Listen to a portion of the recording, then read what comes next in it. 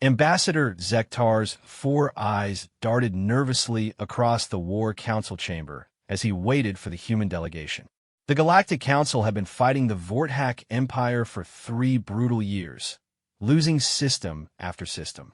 Today's peace talks were their last hope before complete surrender. The massive doors hissed open, and Zektar's breath caught. The human diplomat was exactly what he expected, tall, pale, wearing simple dark clothing. But behind her walked something that made every warrior in the room step back instinctively. The human bodyguard looked ordinary enough at first glance. Average height, brown hair, calm expression. But there was something in his eyes, something in the way he moved that set off every predator instinct in the room. Even the battle-hardened Krillian generals, who had never retreated from any enemy, found themselves shifting uncomfortably. "I am Ambassador Sarah Chun," the diplomat said, her voice steady. "This is my security detail, Marcus." Marcus said nothing. He simply stood behind the ambassador, hands clasped behind his back, scanning the room with those unsettling eyes. His gaze lingered on each exit, counted the weapons, measured distances. When his eyes met those of the Vorthak representatives across the table, something passed between them, a silent communication that transcended species. General Thakmor, the Vorthak Empire's most decorated warrior, leaned forward. His scales rippled with anticipation. "Human," he growled, "your reputation precedes you. We have heard stories." "Stories?" Ambassador Chun raised an eyebrow. "Not about you, diplomat. About your kind. About what you do to those who threaten what you protect." Thakmor's eyes never left Marcus. "We have intercepted your military communications from the Outer Rim conflicts." Marcus remained silent, but something shifted in his posture. Almost imperceptible, but every predator species in the room caught it. The Krillians' neck frills flattened against their skulls. The Zenthri delegates unconsciously moved their chairs back from the table. Zektar tried to regain control of the situation. "Please, let us focus on the matter at hand. The peace negotiations." "There will be no negotiations," Thakmor interrupted, standing slowly. His massive frame cast a shadow across the table. "The Galactic Council will surrender unconditionally, or we will glass every world in your pathetic alliance." The room erupted. Council delegates shouted in outrage. Vorthak warriors roared their approval, and security forces on both sides reached for weapons. But Marcus hadn't moved. He stood perfectly still, watching. Ambassador Chun remained seated, her hands folded calmly on the table. "That's unfortunate," she said softly. "Marcus," the human bodyguard finally spoke, his voice quiet and conversational. "Ma'am, I count 43 hostiles in the room. 17 armed with plasma weapons, 12 with molecular blades, 14 with projectile weapons. For exits, but the main entrance is blocked by their heavy weapons team." The room fell silent. Every being present realized that in the seconds of chaos, this human had cataloged every threat, every weapon, every possible escape route. "I also note," Marcus continued in that same calm tone, "that their fleet positioning puts civilians at risk in 7 systems.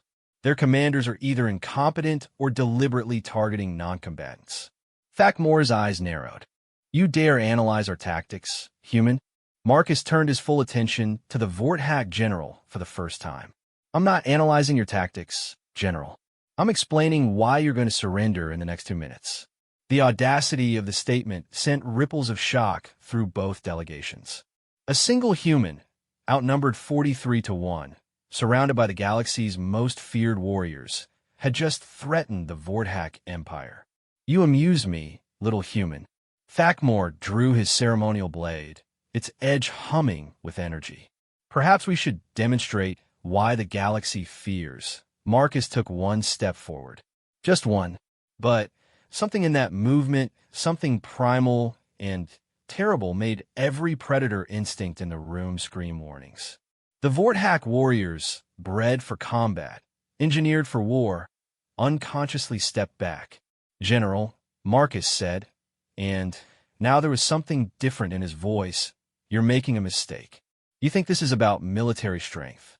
You think this is about who has the bigger fleet or the sharper claws. He took another step, and this time even Thakmore retreated slightly.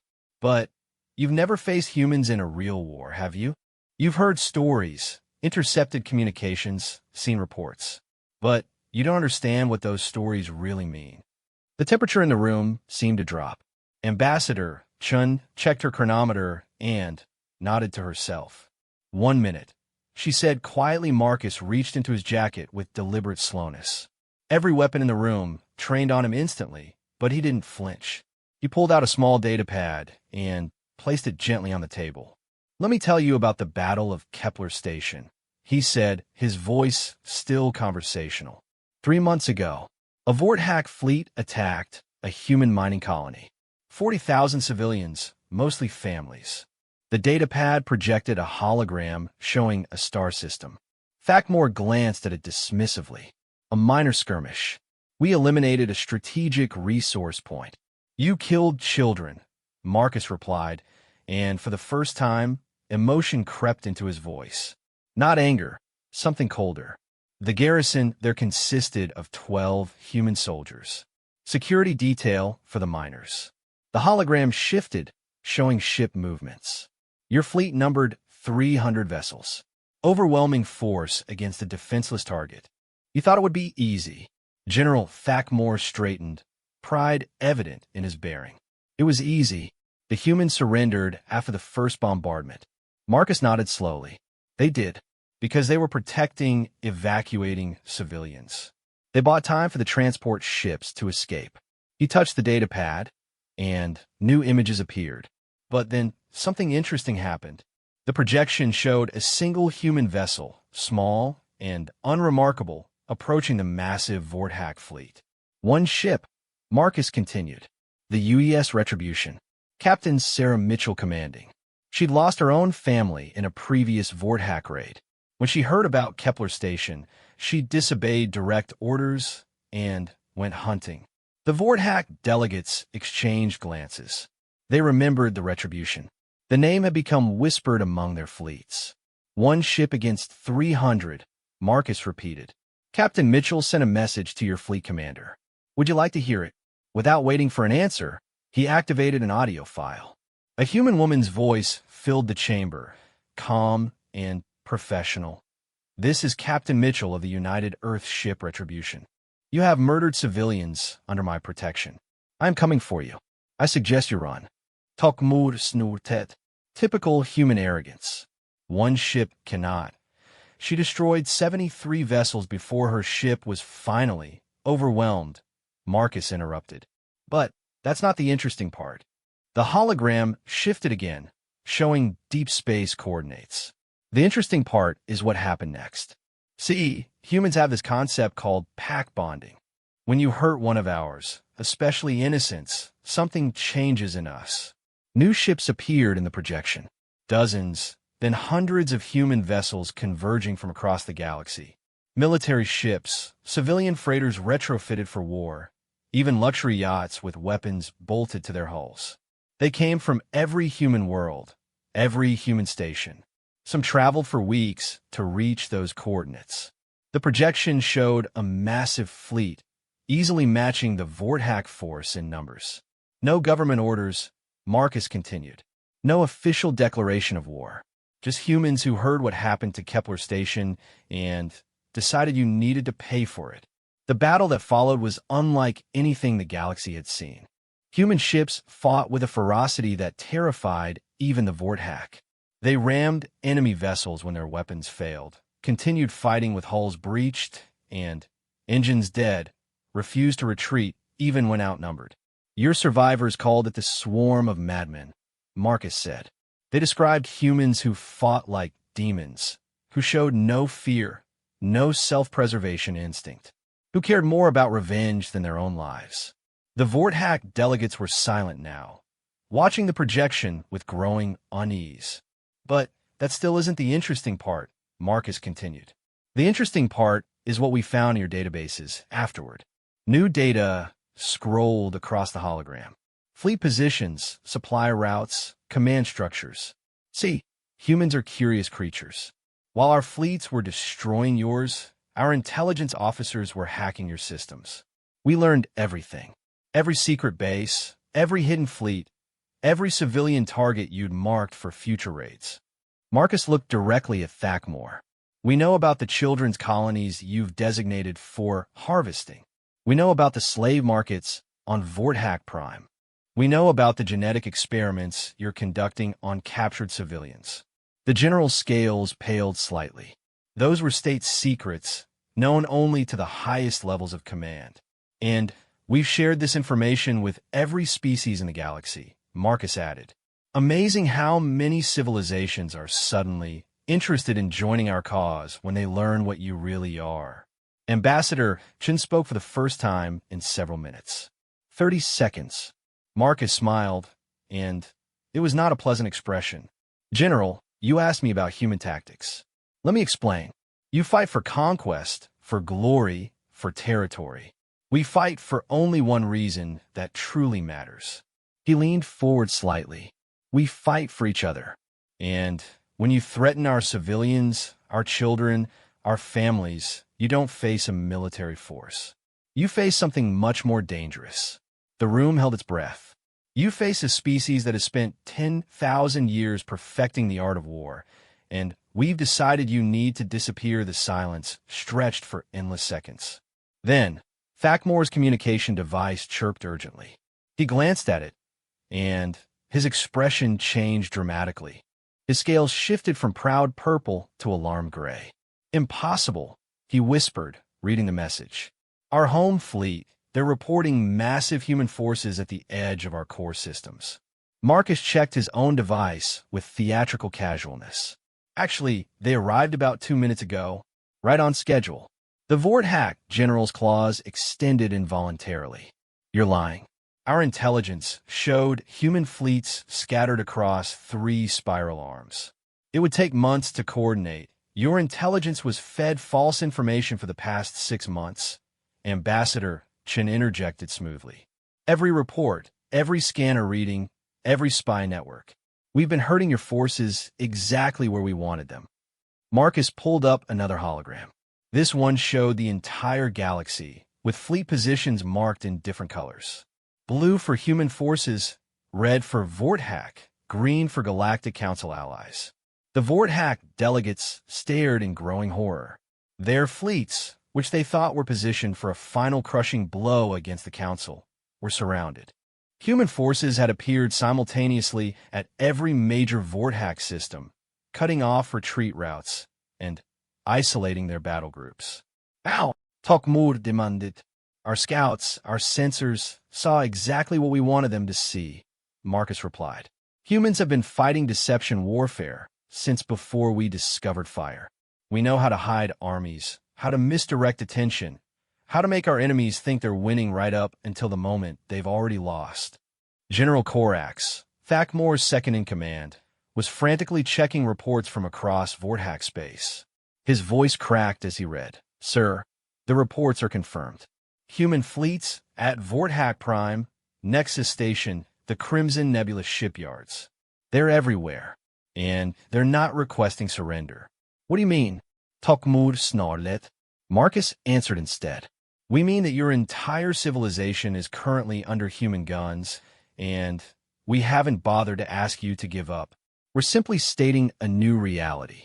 He manipulated the hologram, zooming in on Vorthak Prime. The mighty fortress world that had never been touched by enemy fire was surrounded by a massive human fleet. But these weren't warships positioning for battle. They were arranged in a perfect sphere, weapons trained inward. Your homeworld has a population of 12 billion, Marcus said conversationally. Right now, they're looking up at night skies filled with human ships. Ships that could turn their world into glass in approximately 17 minutes. The math was simple and terrifying. Even Thakmor, with all his military experience, could see that no defense could stop such overwhelming force. This is madness, the general breathed. No species would risk so much on a single operation. The logistics alone are actually pretty simple when you're fighting for survival, Marcus interrupted. See, that's what you never understood about humans. We don't fight wars the way other species do. We don't worry about cost or casualties or whether victory is profitable. He stood up slowly, and the movement made every Vorthack in the room tense for combat. But Marcus simply walked to the chamber's massive view screen and activated it. The display showed space around the station where they were meeting.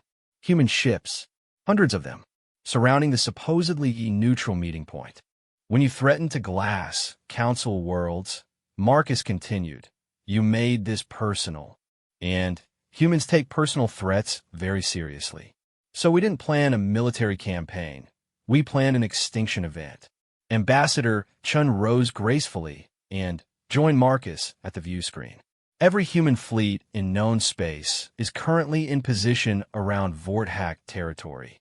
Military vessels, exploration ships, even civilian transports fitted with weapons. We've pulled every resource from every human world, leaving Earth defenseless? Thakmore asked, grasping for some advantage. Marcus smiled that cold smile again.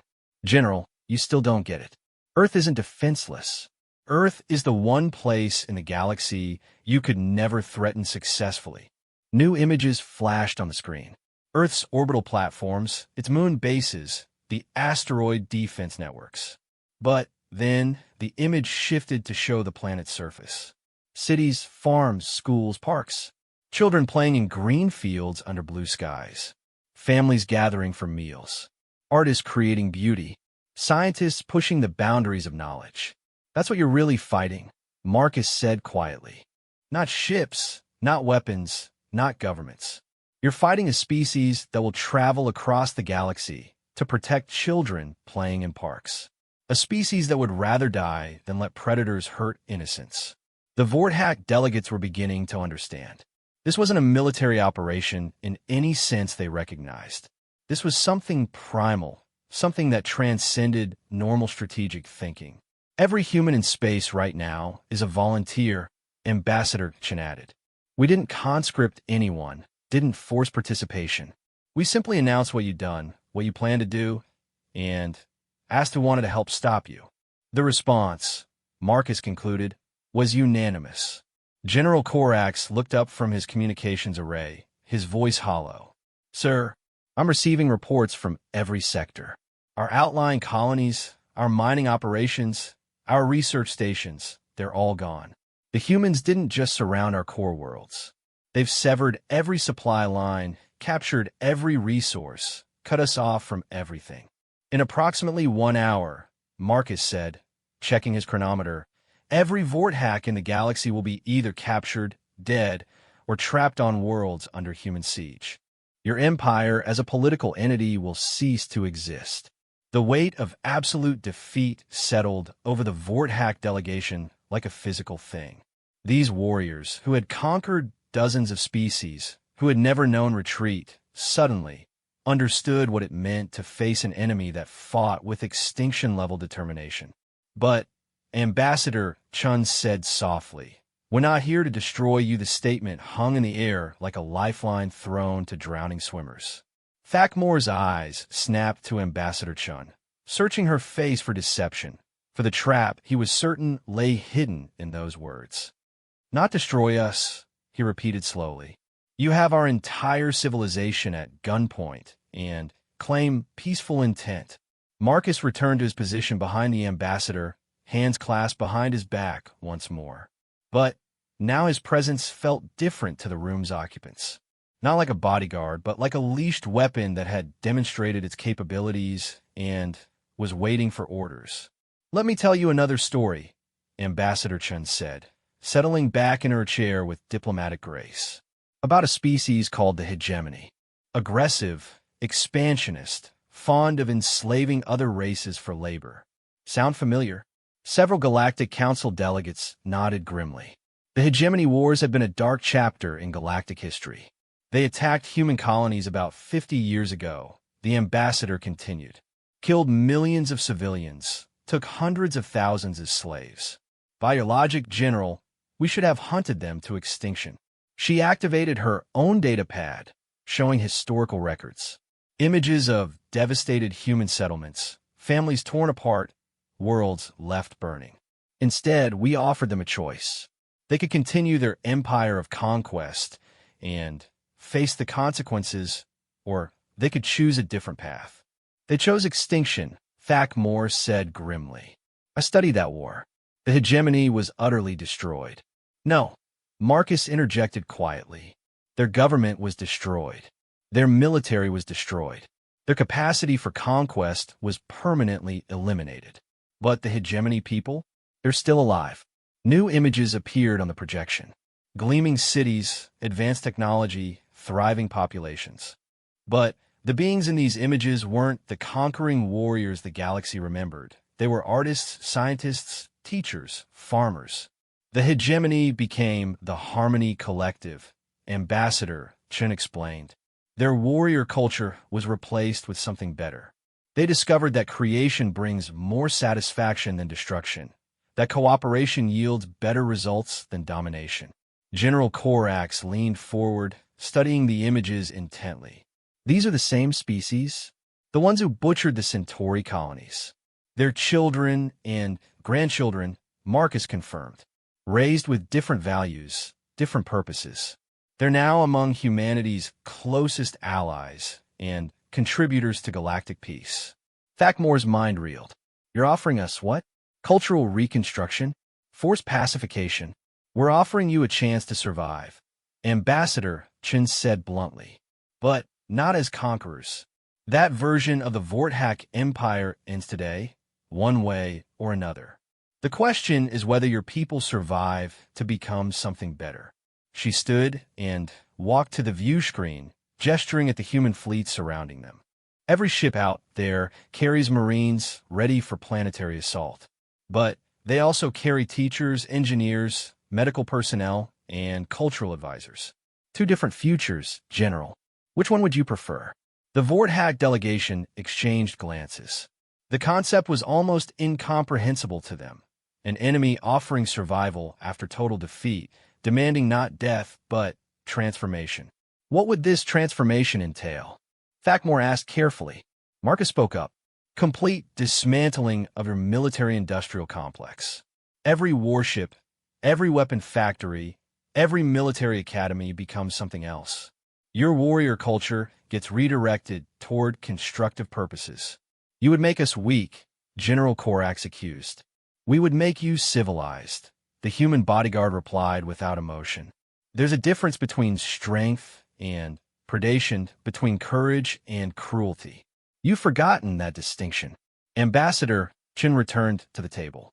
The Vorthak have many admirable qualities. Your dedication, your loyalty to each other, your willingness to face danger. These are traits the galaxy needs. But channeled toward protection rather than conquest, toward building rather than destroying. She activated another hologram showing Vorthak worlds under siege. But this one showed something unexpected. Human medical ships approaching planets, relief supplies being organized, civilian populations being protected rather than threatened. Even now, as we speak, human forces are providing aid to Vorthak civilians caught in the transition. We're not here to punish your people for their leaders' choices. The distinction was crucial, and every being in the room understood it. This wasn't genocide disguised as mercy. It was genuine transformation being offered at the point of overwhelming force. Your terms? Thakmore asked, his voice heavy with the weight of his civilization's future. Complete surrender of all military assets. Ambassador Chen listed clinically. Dissolution of the imperial government. Establishment of new democratic institutions under international oversight. Cultural exchange programs with peaceful species. Reparations to your victims through service rather than tribute. And if we refuse, the general asked, though they all knew the answer. Marcus's reply was delivered without emotion.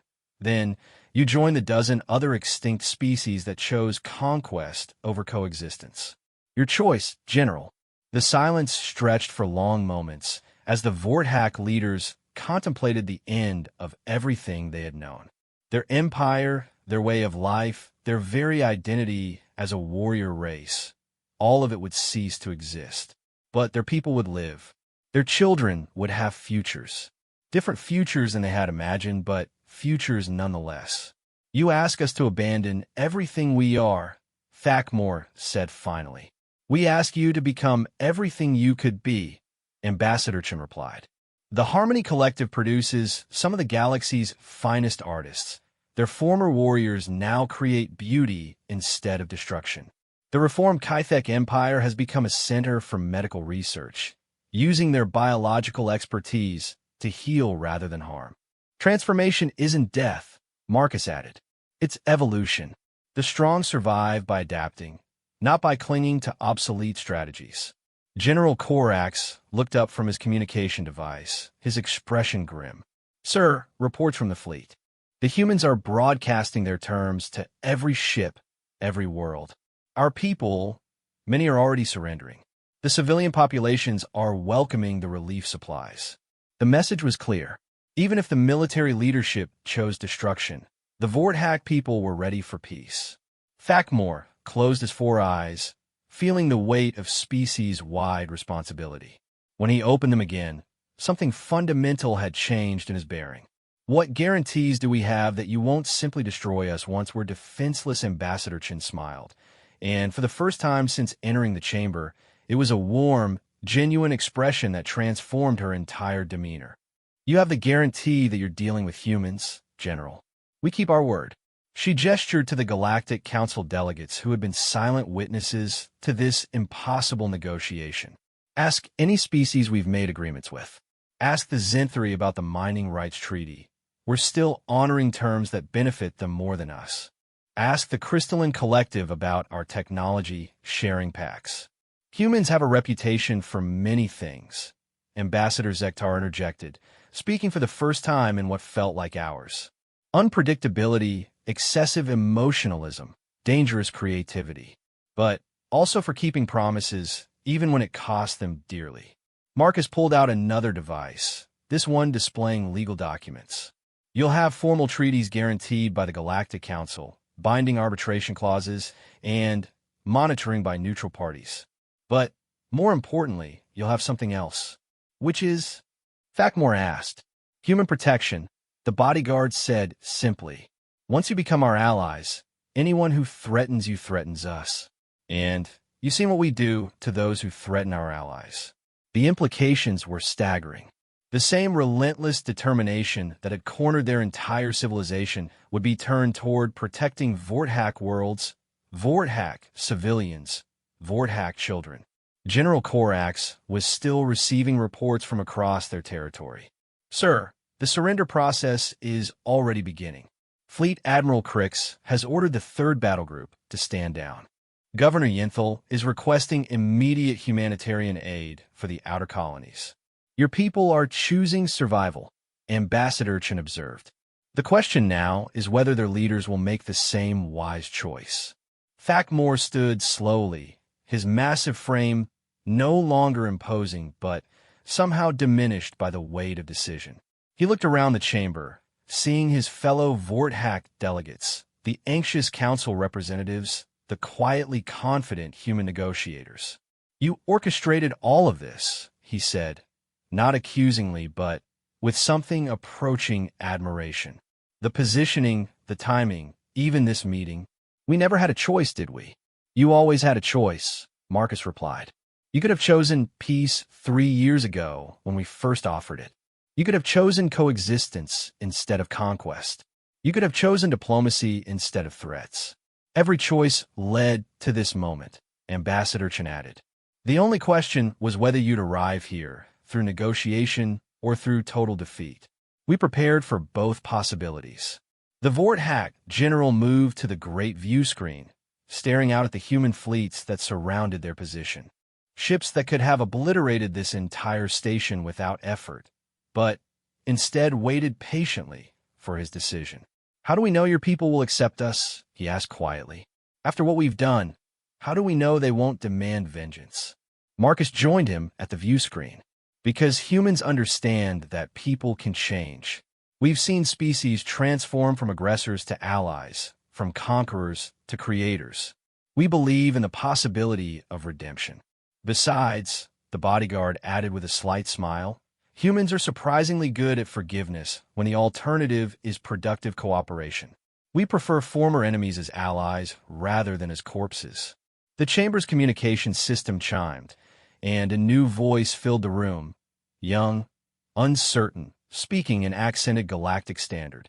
This is Junior Technician Mira Thaxon of the Vorthack Science Vessel Curiosity.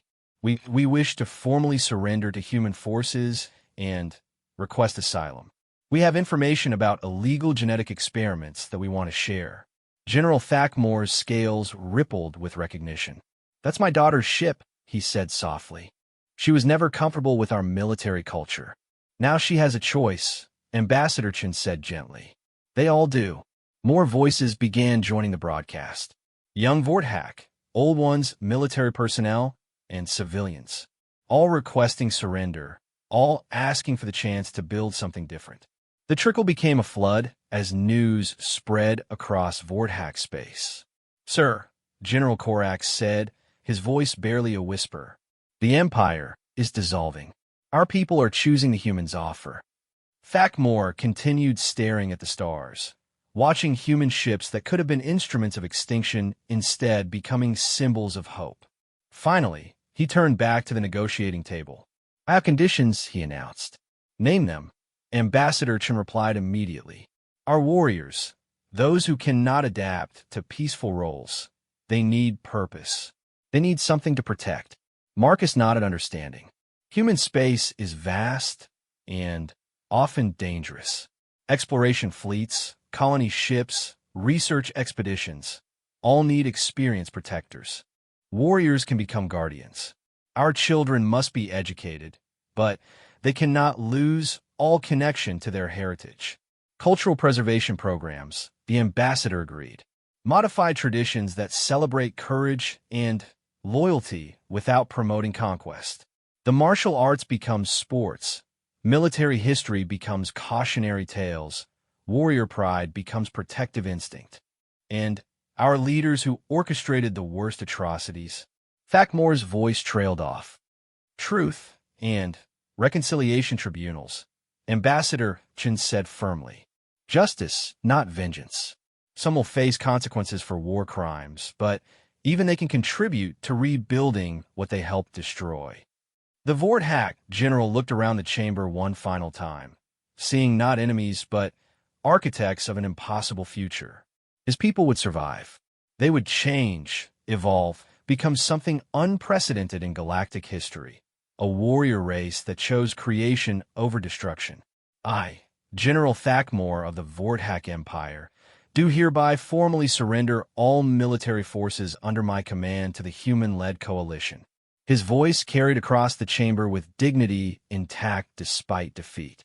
We accept your terms and request your guidance in rebuilding our civilization.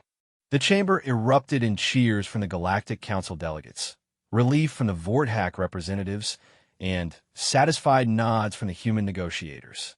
Marcus checked his chronometer one final time. 3 minutes and 47 seconds, he announced quietly to Ambassador Chen. From arrival to surrender, she asked. From arrival to the beginning of peace, he corrected. As the formal surrender documents were prepared and signed, as communication channels opened to coordinate the massive transition, as former enemies began the delicate process of becoming allies, the galaxy quietly noted that humanity had done something unprecedented. They had won a war without firing a shot, conquered an empire without destroying it, and transformed eternal enemies into future friends. The war was over. The real work of peace was just beginning.